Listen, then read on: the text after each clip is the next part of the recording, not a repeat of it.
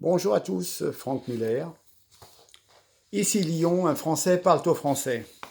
Bien, nous sommes donc le samedi 15 février, et on va parler de Benjamin Griveaux. Non, Benjamin Griveaux. Eh bien écoutez, pour la Macronie, c'est pas le massacre de la Saint-Barthélemy, c'est le massacre de la Saint-Valentin qui a eu lieu hier. Le camp présidentiel a perdu son candidat à la capitale de la France. Donc Benjamin Griveaux a annoncé vendredi qu'il se retirait de l'élection suite à la diffusion de vidéos privées à caractère sexuel. Cette vidéo était passée accompagnée de messages adressés à une femme. Ça doit dater, je crois, de 2019 ou 2018. Et c'est sorti, comme par hasard, sur un site qui passe des vidéos pornographiques dirigées par un artiste russe, Piotr Pavlensky. Bon, alors, c'était quelque chose qui était déjà sorti depuis 2 jours. Et en fin de compte, à partir de jeudi soir, le site internet, des réseaux sociaux, etc., ont relayé des attaques ignobles mettant en cause sa vie privée. Bah oui, déclare Benjamin Griveaux face à la caméra. Ma famille ne mérite pas cela. Personne au fond ne devrait jamais subir une telle violence. Oui, on est bien d'accord. De toute façon, il faut bien être au courant de ce qui s'est passé. Depuis des semaines, sa campagne était devenue un enfer. Il y avait donc la candidature dissidente de Cédric Villani en juillet, publication d'une conversation privée dans Le Point dans laquelle cet ancien porte-parole de Macron traite traite ses rivaux d'abrutis. Il a fait des propositions qui étaient largement moquées sur le déplacement de la gare de l'Est, sur le fait de donner 100 000 euros à chaque famille pour pouvoir acheter un appartement à Paris. Grand n'importe quoi. Donc il y avait vraiment un mauvais buzz, ce qu'on appelle un bad buzz sur divers sujets. Donc toute son équipe avait un moral extrêmement bas déjà avant la diffusion de cette vidéo intime. Euh, à l'époque déjà tout le monde avait intégré qu'ils allaient à la défaite. Donc c'était quelque part perdu d'avance cette candidature. Et maintenant, en fin de compte, quelque part, on cherche à renverser les valeurs. Le coupable d'exhibition sexuelle par SMS est transformé en victime. C'est la victime des méchants qui s'en prennent au parti du président, au parti En Marche. Alors, je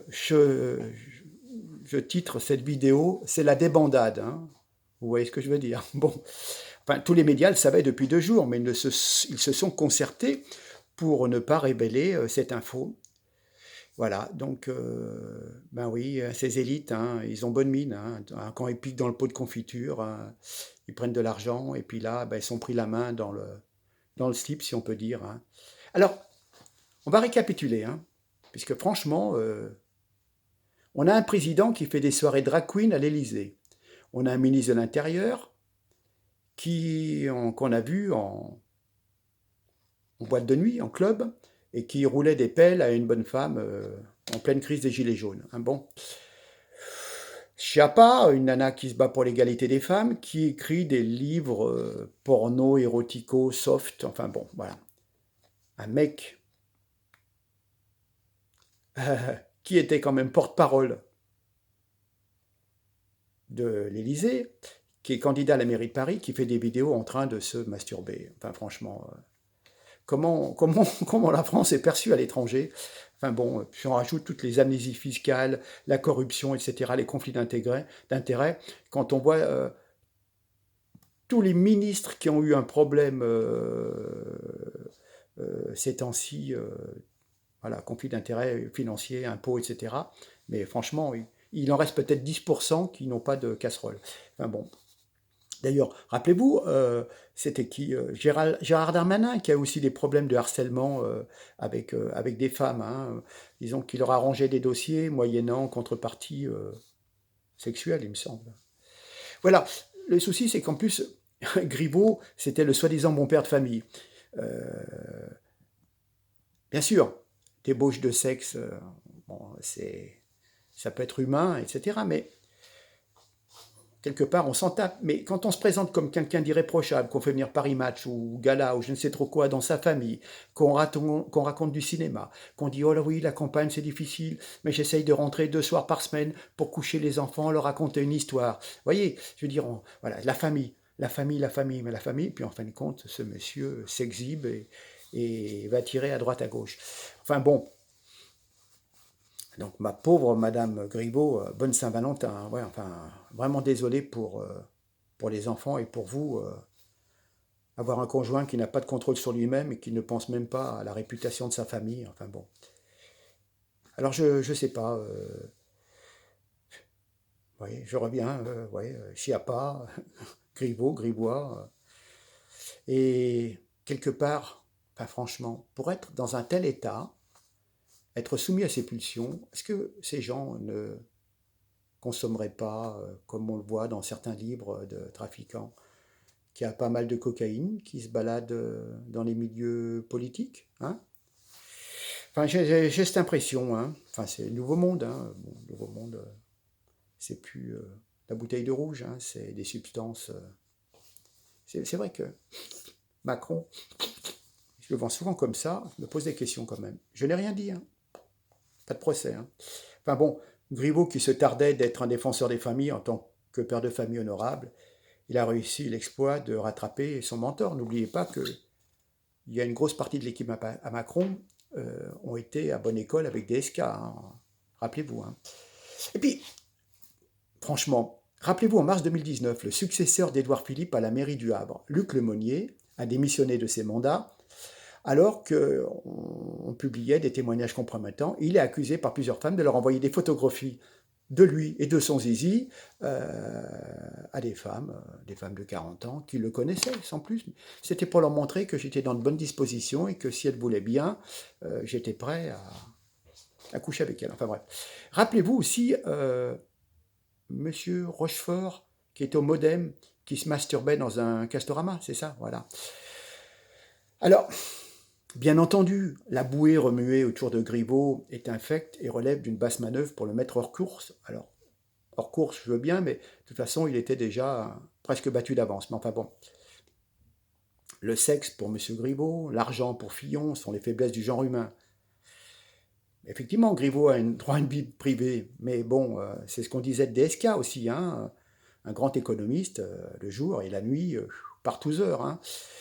Bon, enfin, ça montre quand même que cette personne qui aspirait à des hautes fonctions, de représenter la ville de Paris, une ville quand même mondialement connue, est un concentré d'imprudence, de bêtises, de vulgarité, une espèce de collégien immature travaillé par ses hormones. Est-ce qu'une personne, une seule, peut penser qu'un abruti envoyant une photo de son sexe triomphant à une femme est digne de diriger l'une des capitales les plus prestigieuses du monde? Franchement, on ne peut pas être en même temps un politique voyou et un père de famille exemplaire. Enfin, c'est vraiment un manipulateur. D'ailleurs, quel est le bon Griveaux? Celui qui vante les vertus de la famille ou celui qui balance des photos indignes montrant son sexe? Enfin bon. Et ce gars, rappelez-vous, c'est un donneur de leçons. Il nous disait, les gars qui fument des clopes et qui roulent au diesel sont des ploucs. Et moi, je rajouterais bien que les gars comme lui qui se masturbent devant des caméras, c'est vraiment des branleurs. Devant son déballage malsain, je plains surtout ses enfants et sa femme, effectivement, qui se rappellera de cette Saint-Valentin. Enfin bon, à force d'aller Macron, le mouvement de Macron, à gauche ou à droite, je dirais plus que c'est en avant, en arrière, si vous voyez ce que je veux dire. Enfin bon, je me pose la question, est-ce qu'il se tripotait la nouille en lisant un bouquin porno de Chiappa? D'ailleurs, son nouveau slogan, son affiche de campagne, c'était quand même Paris m'habite. M''H. Voilà, Paris m'habite. Il faut déjà le trouver. Et là, franchement, c'était prémonitoire. Hein. On ne croit pas si bien dire. Hein.